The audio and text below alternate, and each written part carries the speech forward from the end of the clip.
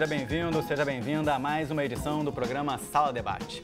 O laboratório do Instituto de Química de São Carlos, da Universidade do Estado de São Paulo, onde estava sendo produzida a fosfoetanolamina, conhecida como pílula do câncer, foi fechado na última sexta-feira.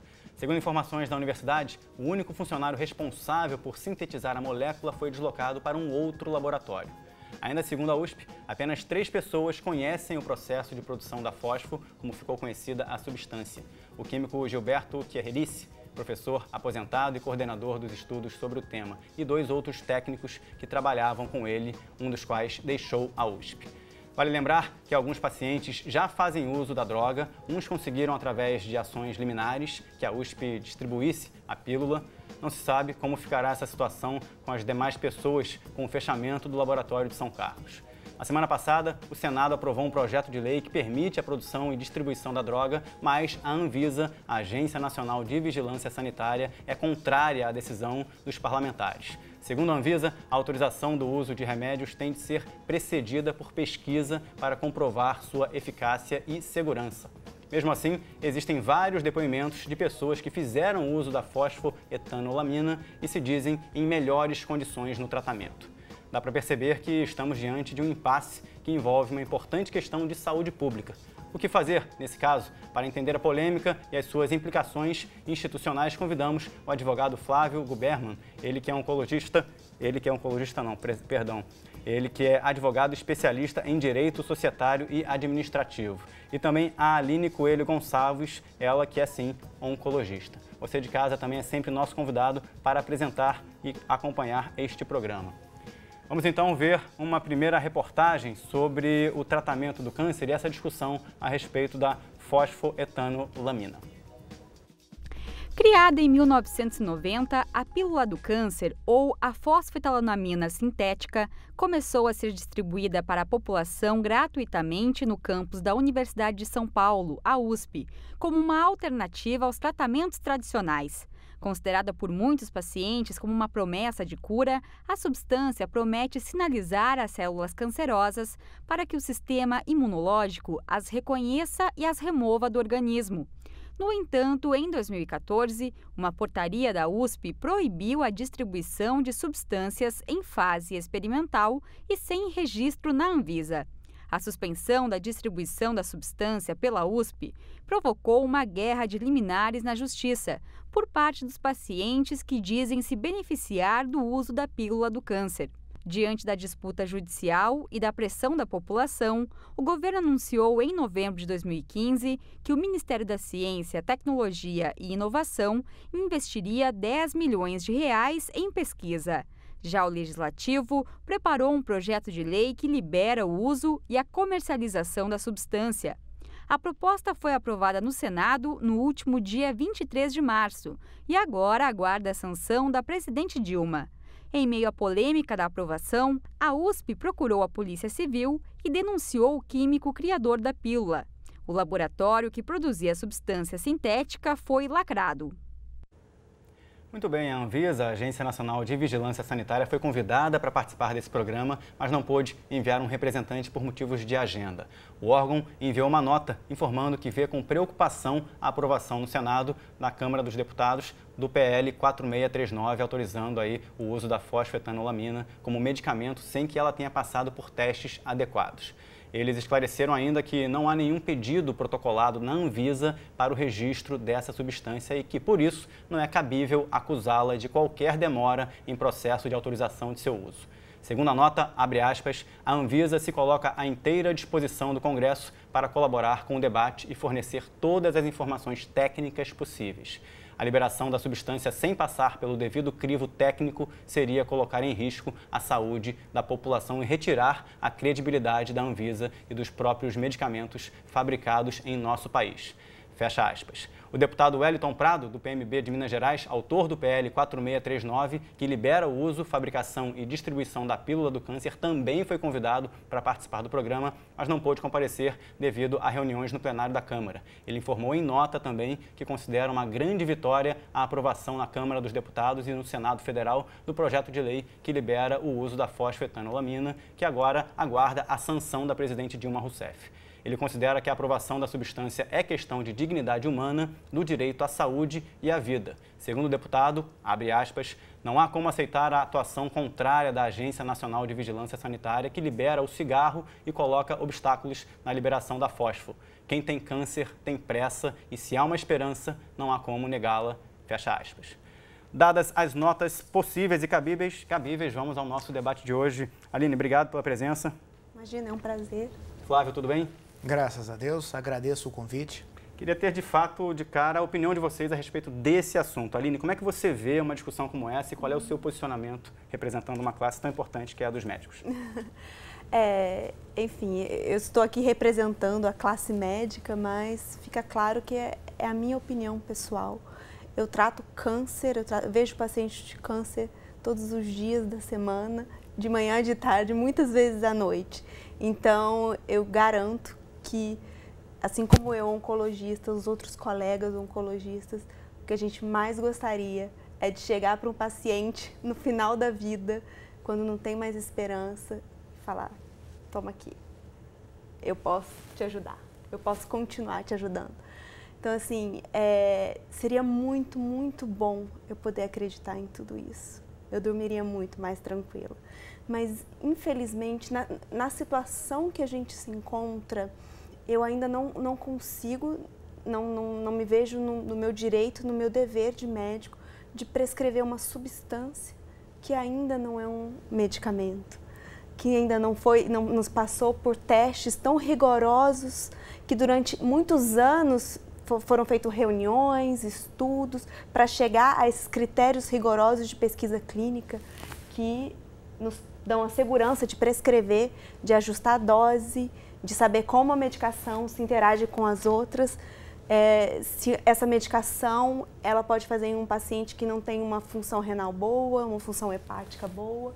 Quando a gente fala de câncer, principalmente na situação em que é divulgada essa pílula do câncer, que é o paciente que já recebeu várias linhas de tratamento, a gente vê que os pacientes eles já não estão mais totalmente fit, com a saúde em dia.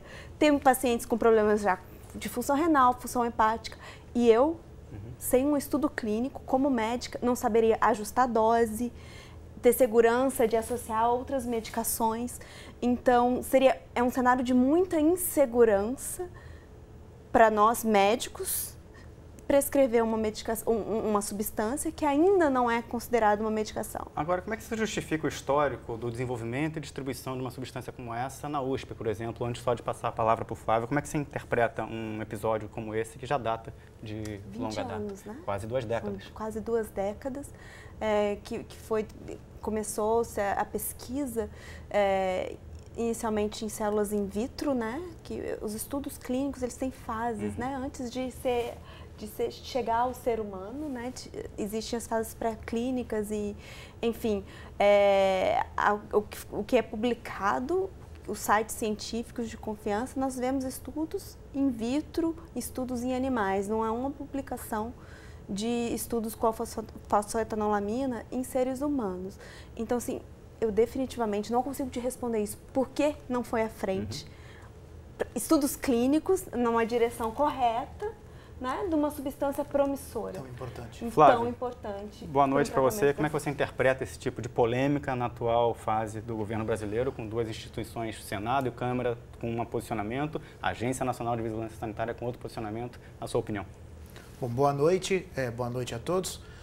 A questão, nós temos aqui dois grandes aspectos. O aspecto legal, que eu vou chamar de macro, ou seja, a questão da regulamentação governamental, e existe a questão do paciente afoito, ansioso por um tratamento, vou chamar de alternativo, por falta de melhor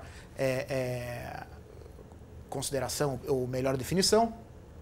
Mas a questão é, o Senado, e não estou fazendo aqui nenhuma consideração de cunho político, tá? O Senado foi afoito, do ponto de vista estritamente legal. Do ponto de vista da legislação, a Anvisa está coberta de razão. Ela não existe nem mesmo o protocolo do registro, do pedido, né, do registro.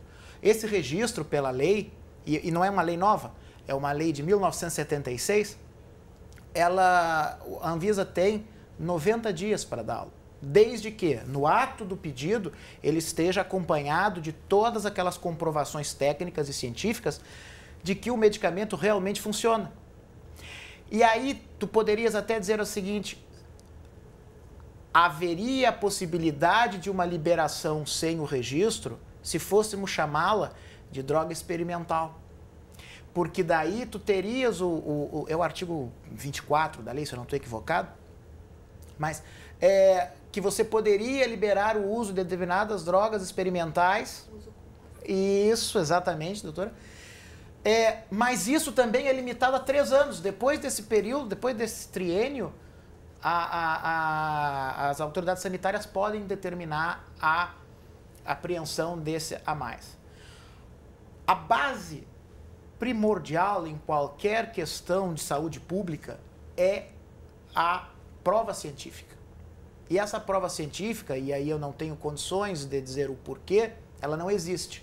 Existe já um tempo muito grande em que essa pílula é produzida.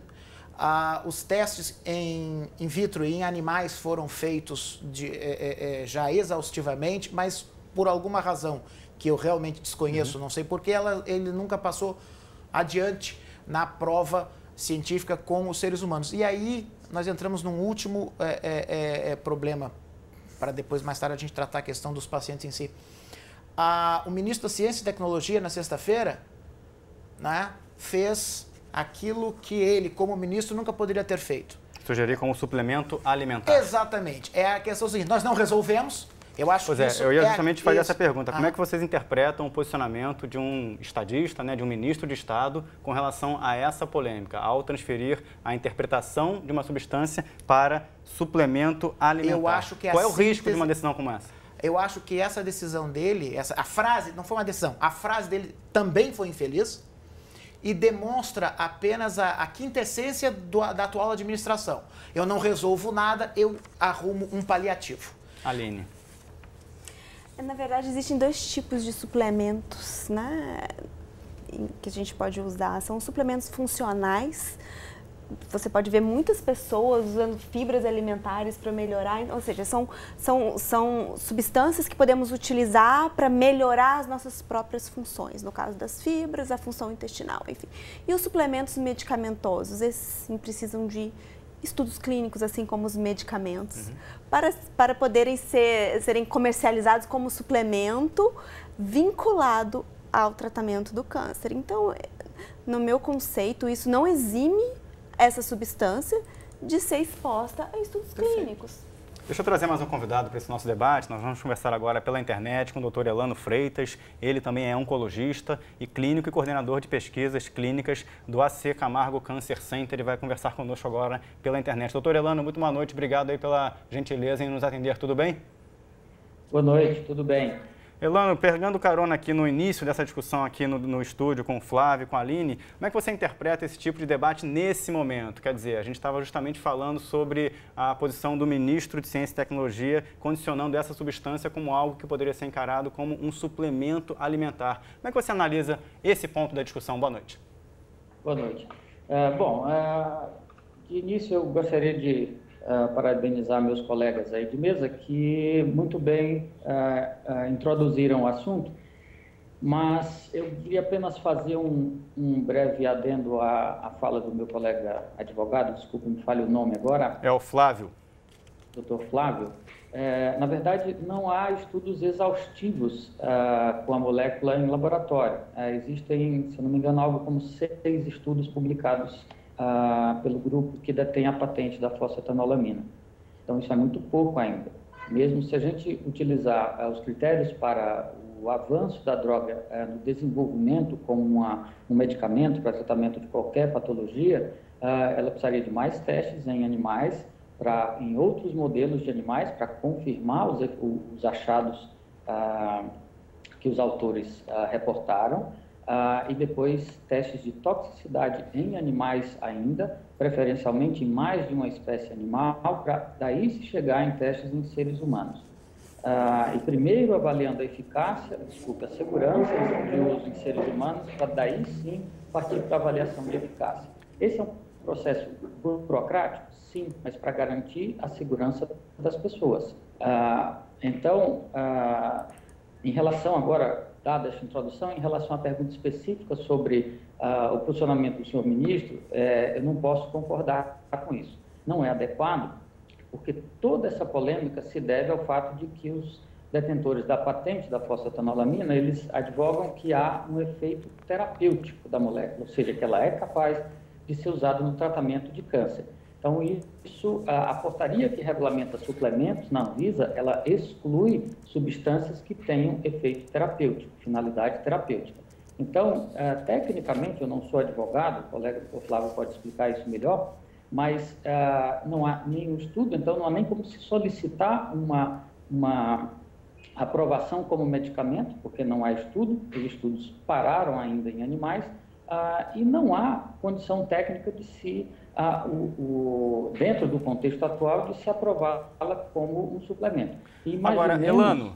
a responsabilidade que isso iria ter, um governo iria ter, porque suplementos são vendidos em balcão de farmácia livremente. Pois é. Sem acompanhamento médico. Mas você acredita, como é que você interpreta essa decisão do Senado? Você acredita que foi uma decisão assodada? Porque também tem como base a informação de que a USP desenvolve essa discussão, desenvolve essa substância, a distribuição já tem muito tempo. Como é que você analisa esse tipo de interpretação? Primeiro, eu acho que há uma diferença entre a USP desenvolve e um pesquisador da USP desenvolve.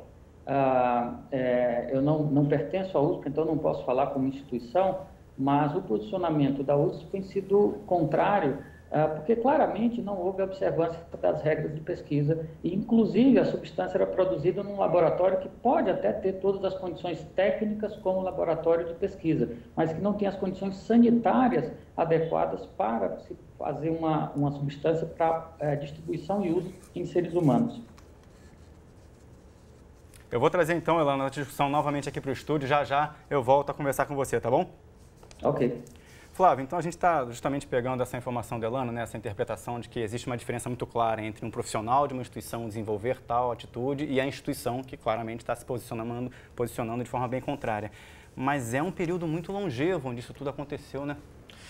O que e perfeito o doutor Elano quando ele coloca que é impossível, o que eu disse, né? É impossível a Anvisa conceder o registro, mesmo que ela quisesse, porque não se passou.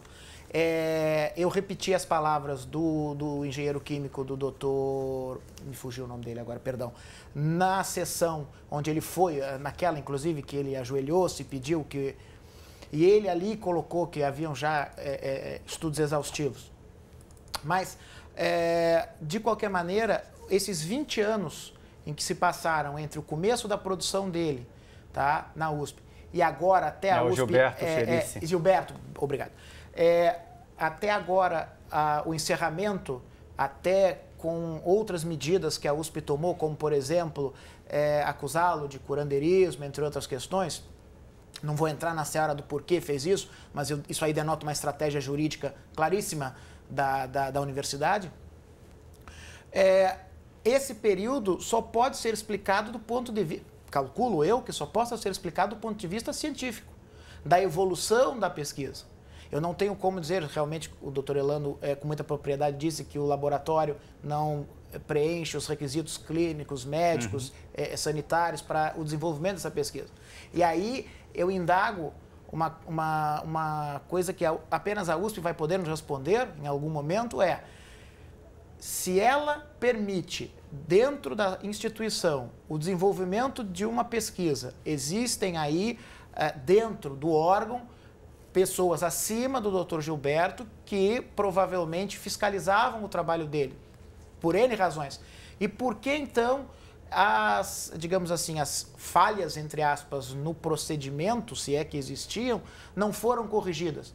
Porque existe uma corresponsabilidade da universidade. Isso é claro. Existe uma corresponsabilidade da universidade desde o início do procedimento de produção, como também em todo aquilo que é relacionado ao medicamento. Existe o que a gente chama uma responsabilidade em vigilando do funcionário E existe a responsabilidade também da universidade na distribuição de todas essas pílulas que foram distribuídas durante esses 20 anos. Agora, o que representa, na opinião de vocês, o fato do protocolo de pesquisa da pílula do câncer ter sido aprovado pela Comissão Nacional de Ética em Pesquisa do Conselho Nacional de Saúde e isso trazer aí um outro episódio para essa discussão? Como é que você interpreta isso, Aline? Infelizmente, acaba que as opiniões médicas, elas ficam repetitivas, porque é muita falta de embasamento em dados concretos e científicos para a gente poder seguir discutindo. Esse tema, ele gera tanta polêmica porque ele coloca de um lado toda uma sociedade científica, né? E de um outro lado uma população extremamente triste, deprimida, desesperada, sem esperança. Então parece que a gente está em lados opostos e, na verdade, o que a gente precisa chegar é que estamos do mesmo lado. O contexto não é esse, né, obviamente. Não é esse, estamos do mesmo lado. Eu estou torcendo para, em algum momento da minha carreira, eu poder usar a fosfetanolamina Você falou no início do programa, né? Ficaria feliz e satisfeita se pudesse assim, dar uma para pílula. todos os pacientes que chegaram questionando isso para mim, porque a gente recebeu um bombardeio de perguntas via e-mail, Facebook. A posição é essa, eu só preciso entender e saber mais sobre ela. Para poder, com responsabilidade. Como os protocolos seguem. Porque aí, juridicamente, lembra que eu disse que existia dois aspectos. Um aspecto, primeiro, técnico da questão da liberação. Existia um aspecto do paciente tentar essa liberação na justiça. E eu vou dizer agora, existe um terceiro aspecto da responsabilidade civil do médico. Porque se a doutora Aline, por exemplo, receita... E eu vou mais fundo. O próprio e o simples fato dela não receitar, mas se um paciente chegar para ela e dizer assim, doutora Aline, eu posso tomar essa substância e ela disser que ela não se opõe, já existe uma responsabilidade dela, legalmente falando. Então, essa questão, e isso que é muito interessante, e mais uma vez, não é uma questão partidária, a Anvisa, desculpa, a Anvisa, ao não liberar isso automaticamente, ela não está errada, porque ela não o pode fazer. Sim. Ela não o pode fazer. E é por isso que eu repito, embora calculo eu que deva ter sido com a melhor das intenções o projeto de lei para a liberação, foi assodado. O que aconteceu? Ele tentou queimar etapas e ele criou mais um problema jurídico. Elano, deixa eu pegar a sua participação para a gente poder também seguir aqui adiante. Como é que você interpreta do ponto de vista didático para as pessoas que não têm tanta informação sobre essa discussão, o que está em jogo? Porque alguns depoimentos dizem que a substância não faz mal, mas daí a trazer algum outro benefício, existe todo um protocolo técnico para se dar essa afirmação. Como é que você pode trazer mais informações didáticas para quem não conhece essa substância? Bom, eu gostaria de lembrar que, primeiro, a alegativa de que a substância não faz mal vem do fato dela ser uma molécula que faz parte da membrana das células da gente normalmente. Então, supostamente, como ela vem do próprio organismo, ela não faria mal. No entanto, eu gostaria de lembrar que várias coisas que são do nosso uso corriqueiro e fazem parte do nosso organismo, na dose certa fazem bem, na dose errada podem matar. Por exemplo, insulina salva pessoas, mas pode matar pessoas se for utilizada na dose errada ou aplicada pela via errada. Água, se você tomar muita água, você pode ter problemas. Se você usa cálcio ou potássio, para quem tem problemas de coração, se você tomar em excesso, você pode ter problemas sérios. Então, tudo o que funciona para algo, tudo o que entra no nosso organismo, ele pode funcionar para alguma coisa, ele tem princípio ativo e, portanto, tem efeitos colaterais e interações medicamentosas. Isso significa que a gente só tem segurança de saber como utilizar isso com os testes. Nós hoje não sabemos nem que dose utilizar nos pacientes, porque isso não foi testado. Então, os pacientes estão recebendo, se eu não me engano, 2 cápsulas por dia, que supostamente contém 500 miligramas, mas que os estudos patrocinados pelo Ministério da Ciência e Tecnologia mostraram que não tem essa quantidade de fosfetanolamina lá dentro e que tem menos do que isso, e além disso tem outras substâncias lá dentro também. Então, do ponto de vista farmacológico, não há confiabilidade no que as pessoas estão tomando e a gente realmente não pode afirmar que não faz mal. Eu até suponho que, pela natureza da molécula, ela não faça mal, mas não posso afirmar isso e não posso ter a responsabilidade de dar isso para as pessoas numa dose que não sabemos, sem estudo algum. Tá certo. O Dr. Elano Freitas, oncologista clínico e coordenador de pesquisas clínicas do AC Camargo Cancer Center, falando conosco diretamente de São Paulo. Obrigado pela sua participação no programa de hoje. Até uma próxima oportunidade. Legal. Vamos seguir aqui, Flávio, Aline, a gente vai fazer um breve intervalo agora. No próximo bloco vamos trazer informações sobre como o público que interagiu com uma enquete que nós fizemos ao longo da semana tem um mínimo de informações sobre essa discussão e eu trago já para vocês. Você de casa que está nos acompanhando, aguarde só 2 minutinhos, porque o Sala Debate, discutindo as performances e as polêmicas relacionadas à pílula do câncer e ao tratamento do câncer, volta já já.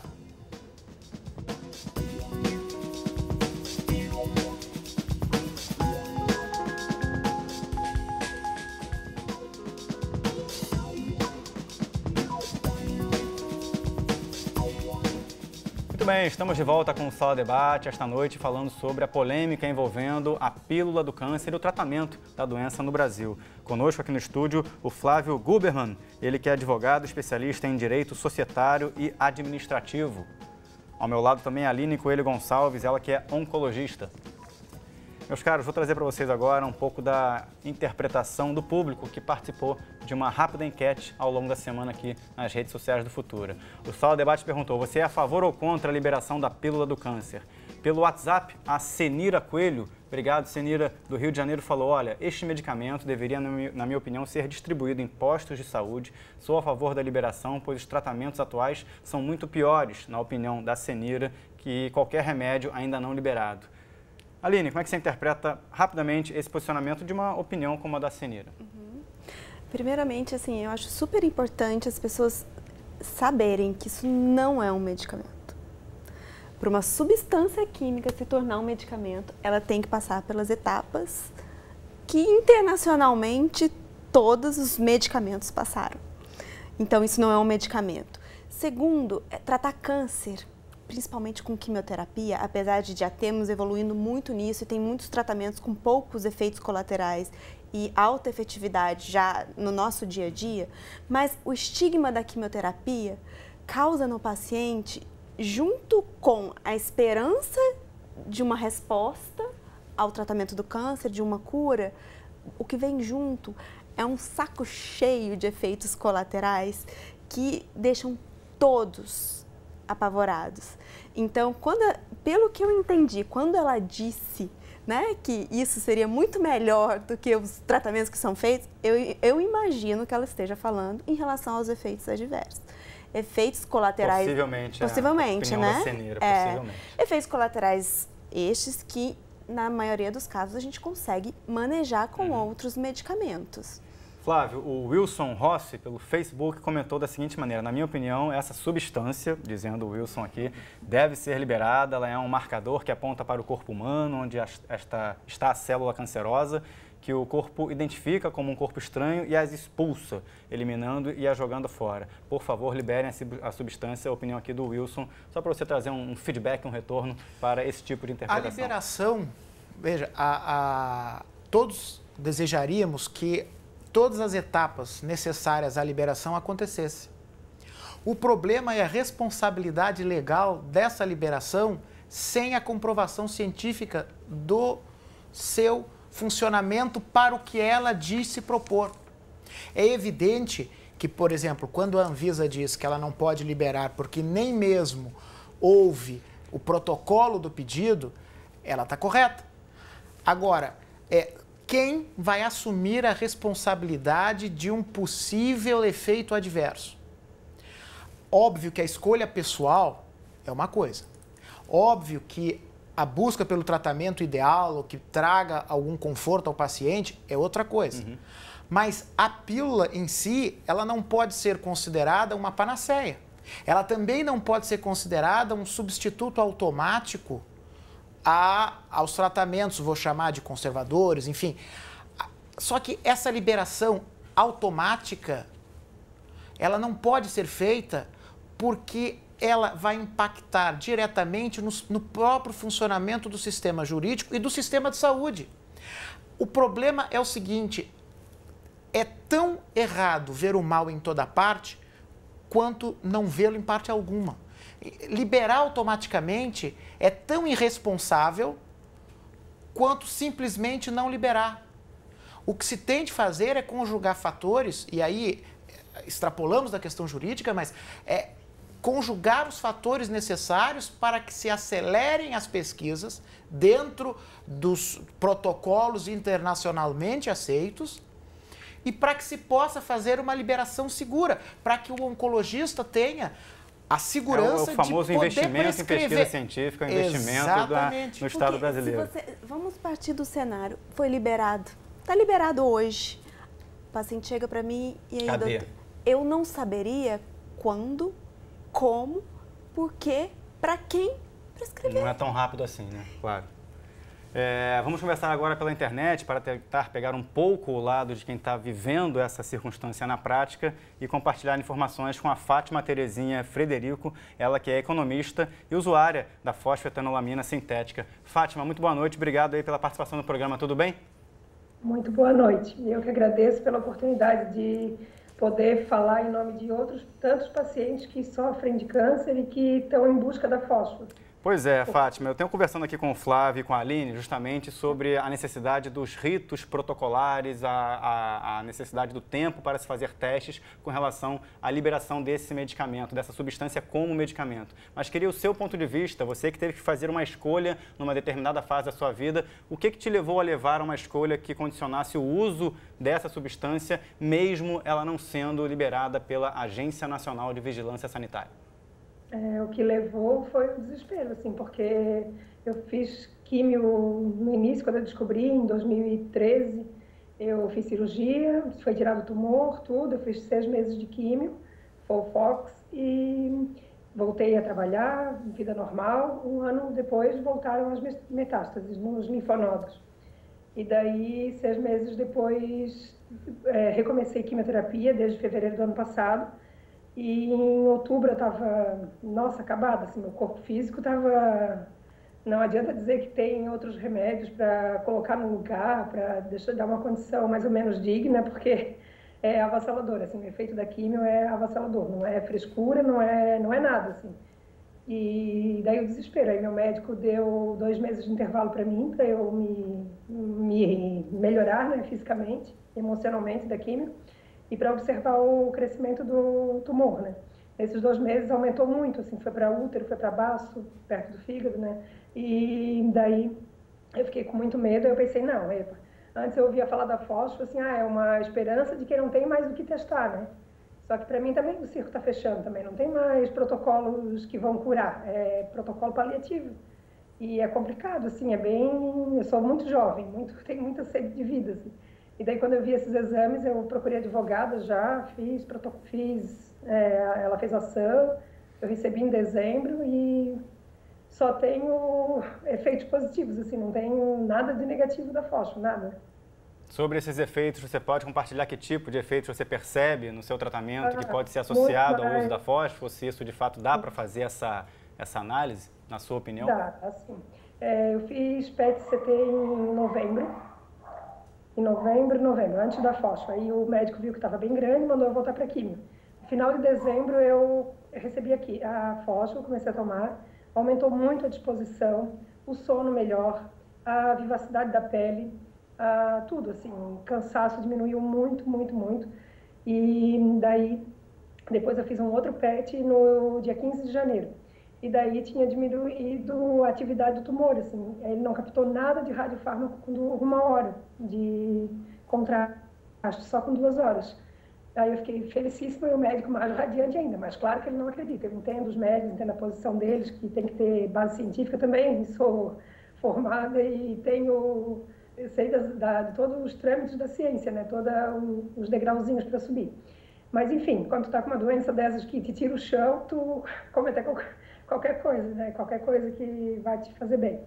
E daí fiquei tomando, aí sempre quando eu faço químio eu não tomo porque precisa do sistema imunológico, né, funcionando. E como a gente não tem fósforo sobrando, tem que economizar para quando o sistema imunológico está bom. E daí eu fiz um novo PET agora em março e reduzi o útero, reduzi o baço, não tem mais nada, só tem uns linfonodos na pelve.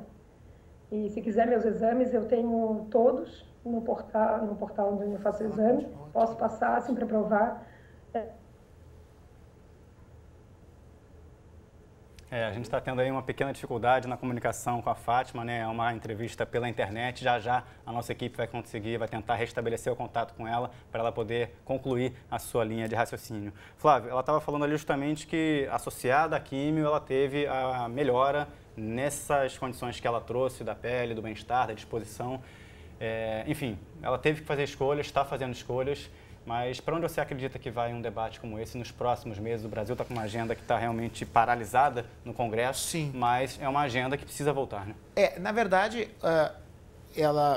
primeiro, eu desejo que ela melhore cada vez mais, mas a questão o próprio tratamento dela e a utilização dela podem servir de indícios para a continuidade do processamento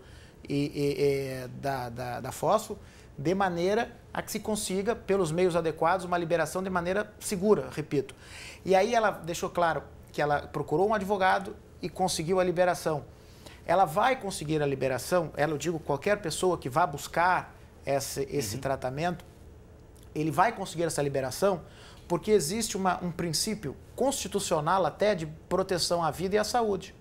Se a prova, o juiz ele tem um livre convencimento, ele vai buscar elementos que o convençam da verossimilhança das alegações de que é possível acontecer uma melhora. Ele vai se basear naquilo que é trazido a ele do ponto de vista científico. E aí ele vai conseguir. Agora, a pessoa que tentar, ele vai conseguir essa liberação desse medicamento, o acesso a. Só o que me preocupa é com a interrupção total da produção por parte da USP, aonde que a pessoa vai conseguir essa... Pois essa discussão se assemelha, é claro que são paralelos diferentes, por exemplo, às discussões sobre o uso do canabidiol para algum tipo de tratamento, né? Porque também é uma discussão que traz a necessidade de ações, advogados e não necessariamente a prescrição de um médico. Até que ponto esse tipo de discussões no Brasil estão ganhando corpo e interferem num debate como esse, na opinião de vocês? Dá para se fazer paralelo, Aline? Dá sim. Mas primeiramente eu gostaria de falar com a Fátima. Ela está te ouvindo. Já me ouvindo? A Fátima está te ouvindo, nós restabelecemos o contato. Vou até pedir para botar a Fátima de novo na nossa tela aqui para a Aline poder ver. Essa visão que o médico é contra, que o médico não acredita, essa visão não está certa. Vamos enxergar o médico ao lado do paciente e não contra o paciente. Fátima, eu sinceramente, eu não acredito que a fosfetanolamina cure todos os tipos de câncer. Mas eu posso acreditar, sim, que ela tem ação antitumoral em uma população selecionada, em alguns casos. Só preciso saber quem são essas pessoas, saber que tumor é esse, porque, efetivamente, para todo mundo, por enquanto, eu não acredito. Então, dizer que os médicos não acreditam, a gente não acredita nisso, que há uma possibilidade de um remédio tratar tudo. Porque vai totalmente contra tudo que a gente aprendeu de como que o câncer começa, como que ele se desenvolve, como é que a gente tem que tratar os pacientes como paciente. A Fátima tem um câncer, é o câncer da Fátima, é aquele tumor naquele corpo. A gente tem que entender como funciona, como é que ela vai reagir. Então, é muito individualizado. O caminho da oncologia vai para a individualização do tratamento e, de repente, aparece uma droga querendo que trate tudo. Então, assim, não é que a gente não acredite que ela possa ser eficaz. Até acredito que pode, em alguns grupos, que pode ser o seu caso. Fátima, como é que você interpreta esse tipo de comentário? Como é que você se vê justamente como parte de uma pesquisa em andamento, né? O que está acontecendo com você com o uso pode ser de grande valia para a pesquisa brasileira, que ainda precisa de um tempo para tomar suas decisões. Como é que você interpreta a sua posição dentro desse ciclo todo? Sim, eu respeito muito a posição do meu médico, a posição dos médicos. Eu sei disso, só que, infelizmente, paciente de câncer não tem tempo, gente. É uma coisa muito rápida. Eu descobri em 2012, eu comecei a passar mal, 2013 cirurgia, químio e loucuradas, minha filha pequena. Então não tem tempo para ficar esperando 20 anos por uma pesquisa científica. Então, mal não vai fazer. Fosfetanolamina tem no leite materno, então o Ministério da Saúde vai ter que fazer um estudo de caso vai ter que fazer estudo clínico para ver se libera leite materno, né? Uma coisa meio complicada, assim, meio estranha. E mão não faz, então por que não? Eu também, meu marido era contra, meu marido é bem cético, assim, bem linha da ciência, tem que estar aprovado, tem que estar visto. Eu só penso assim, pode ser que funcione para 10% dos casos, mas por que não tirar essa esperança das pessoas? A minha cápsula, e é uma irresponsabilidade assim, que estão fazendo, porque as minhas cápsulas terminam essa semana. E aí, eu vou interromper o tratamento? A preocupação, será que o tumor pode voltar mais agressivo? Será que... É um monte de incógnitas, assim, um monte de perguntinhas que quem está vivendo a situação é complicado. Assim, quando tu resolve as coisas pela paixão, é diferente, é bem diferente. O laboratório, inclusive, foi fechado, né? Você já tem alguma Sim. condicionante de como você vai procurar esse tipo de substância? O Flávio já tem uma pergunta para fazer a você também, Fátima. A minha advogada aqui de Florianópolis, ela entrou com um pedido para colocar o laboratório da FURP e o outro laboratório no polo passivo também. Então, vamos esperar o que o juiz decide, né? Também acho que é pressão para todo lado. É pressão para os médicos, é pressão para o judiciário, que está abarrotado de ações. Mas, infelizmente, gente, é vida. Vida, para mim, não tem preço, pelo menos. O Flávio quer fazer um comentário, Fátima. O Flávio quer fazer uma pergunta para você. Flávio, por favor. Uma das perguntas que eu ia fazer à senhora, a senhora já respondeu sobre a questão do polo passivo. Mas uma outra pergunta, sim, uma outra pergunta quem a senhora está tomando uma dosagem da medicação, né? 2 comprimidos e tal. Quem prescreveu essa dosagem para a senhora? Os pesquisadores, eles divulgavam textos e tal, nos estudos que eles fizeram, publicados fora do Brasil, dos pacientes que eles atenderam em Jaú, naquele hospital de Jaú, né, que o Dr. Gilberto sempre fala. Então, eu tomo a cada 8 horas uma cápsula, 3 vezes ao dia, no caso. Eu sei que o paciente de câncer tem muita urgência eu conheço bem o desespero da senhora. O pior dia da minha vida foi em 2012, quando diagnosticaram o câncer na minha mãe, e foi o pior dia da minha vida. Então eu sei qual é esse desespero e sei que a senhora tem todas as atitudes corretas, no sentido que a senhora está buscando, lutando pela sua vida. Mas o que a gente quer apenas mostrar e entender é o seguinte: do ponto de vista jurídico, para nós advogados, lutar para que o paciente tenha acesso ao medicamento é fácil. É muito trabalhoso, fácil no seguinte sentido, para que eu não seja mal interpretado.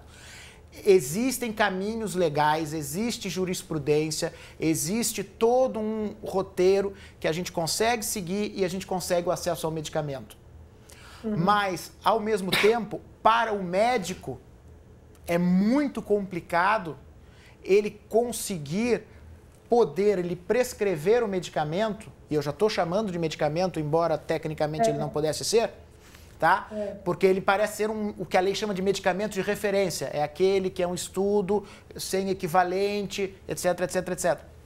Mas eu garanto que o seu oncologista aí em Florianópolis queria poder lhe prescrever o medicamento, e o medicamento que lhe fizesse mais benefício. E aí, para pegar aquele gancho que tu falaste de paralelo, tá?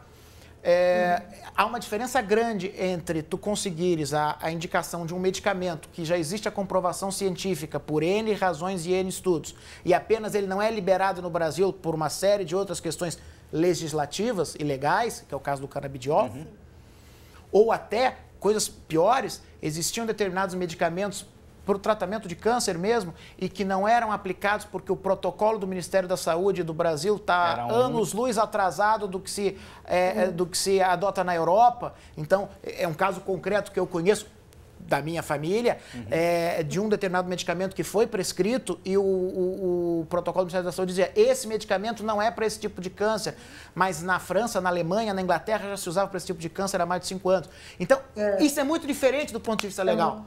Esse paralelo do canabidiol, ele é razoável na sua interpretação, Aline? Você ia até fazer essa resposta, mas acabou emendando a mão. Só que você voltasse esse tempo. Desculpa.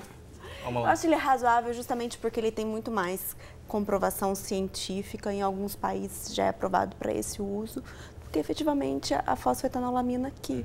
Seria muito bom se nós brasileiros tivéssemos efetivamente um medicamento com esse potencial desenvolvido aqui, estudado aqui, e que a gente pudesse levar para os brasileiros e para o mundo uma droga como essa. Eu, sinceramente, ficaria muito orgulhosa de ser brasileira. Claro, falando de, claramente de tratamento, né, dadas as circunstâncias da complexidade do tratamento do câncer, o que você, como profissional da área, tem percebido no Brasil do ponto de vista de avanço em pesquisa científica para algum determinado ponto de tratamento no que diz respeito a algum tipo de câncer? Efetivamente, no Brasil, a gente tem muito pouco investimento em pesquisa clínica, de uma maneira geral, tá? Nós temos alguns centros de pesquisa que recebem alguns estudos de indústria farmacêutica, mas são estudos internacionais e que a gente tem a possibilidade de usar nos nossos pacientes aqui no Brasil, em alguns centros de pesquisas espalhados pelo território nacional. Só que a própria burocracia para que esses estudos sejam conduzidos aqui, ela é muito grande também.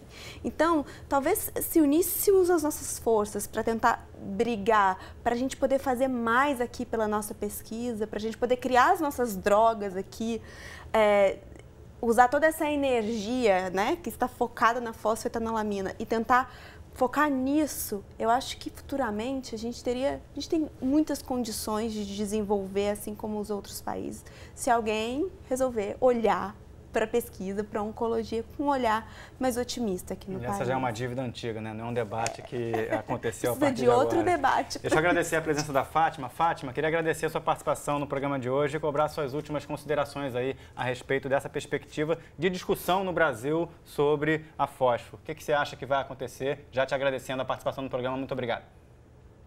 Eu que agradeço. Muito obrigada pela oportunidade de poder mostrar a nossa causa. Então, eu espero que a presidenta libere a lei para que todos tenham acesso assinando o termo. Isso é um princípio constitucional, como o advogado falou, de tu lutar pela tua própria vida, né? Tu tem esse princípio constitucional. Infelizmente, a fosfetanolamina não está disponível na natureza, não está disponível num potinho de margarina, num potinho de, sei lá, de qualquer coisa assim que eu possa pegar. Né? Então, eu pegaria. Se leite materno fosse bom também, fosse eficiente, eu tomaria.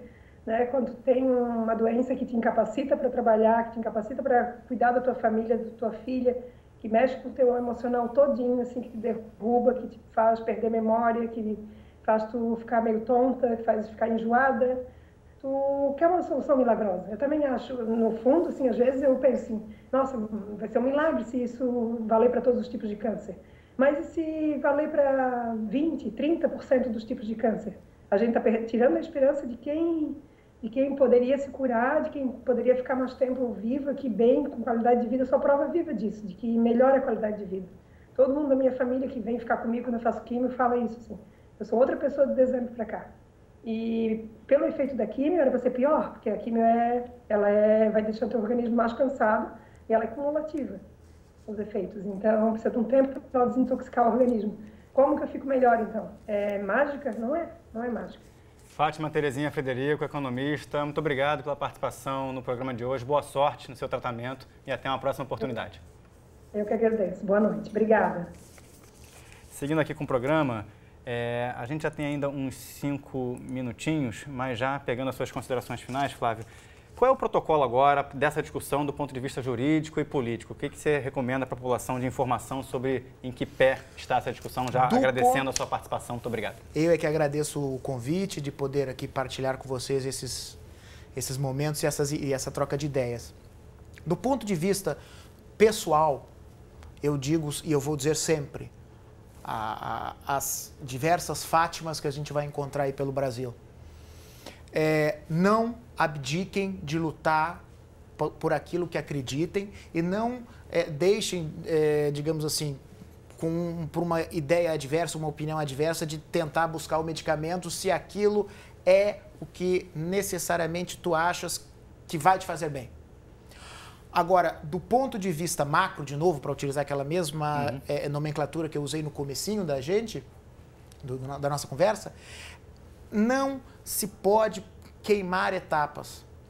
A gente não sabe hoje, e aí eu tenho que repetir isso, a gente não sabe hoje para quem faz bem, como faz bem.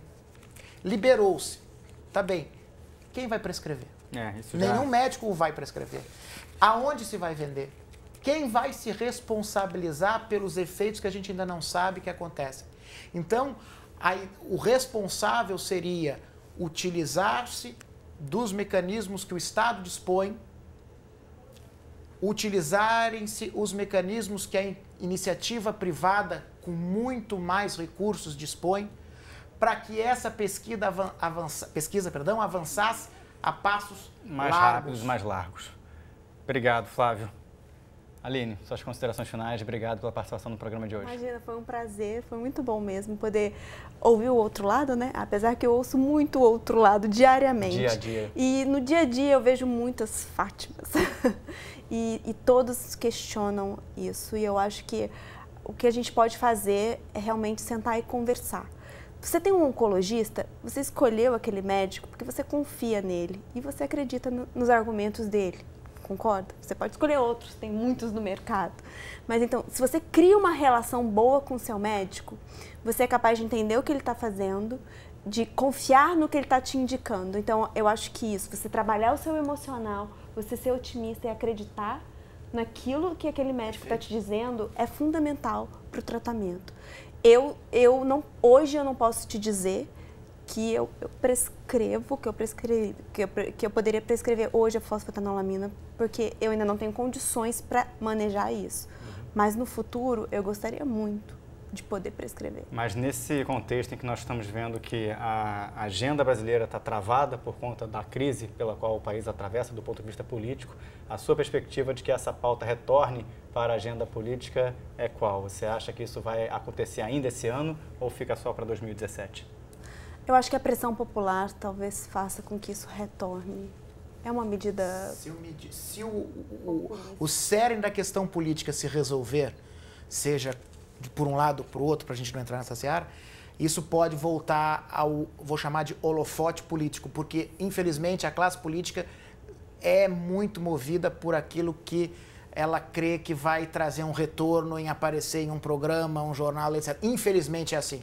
E aí eu repito, a saída talvez esteja na iniciativa privada, nos laboratórios de pesquisa. Em aumentar os investimentos e trazer mais informações para isso. Exatamente. Só para a gente encerrar, obrigado, pessoal, pela participação no programa de hoje. A nossa enquete no Twitter ficou em 80% acreditam que a liberação deve ser feita e 20% que não, que deveriam se seguir ainda os ritos do protocolo da Anvisa. Esse é apenas um extrato de uma enquete feita para este programa, não tem aí a intenção de representar nenhuma pesquisa da ordem nacional. Obrigado, meus caros, a participação de hoje. Até uma próxima oportunidade. Obrigado. A você de casa que nos acompanhou pela televisão e que também acessa os conteúdos do Sala Debate pela internet, obrigado pela companhia, pela audiência. Até a semana que vem. Um beijo. Tchau, tchau.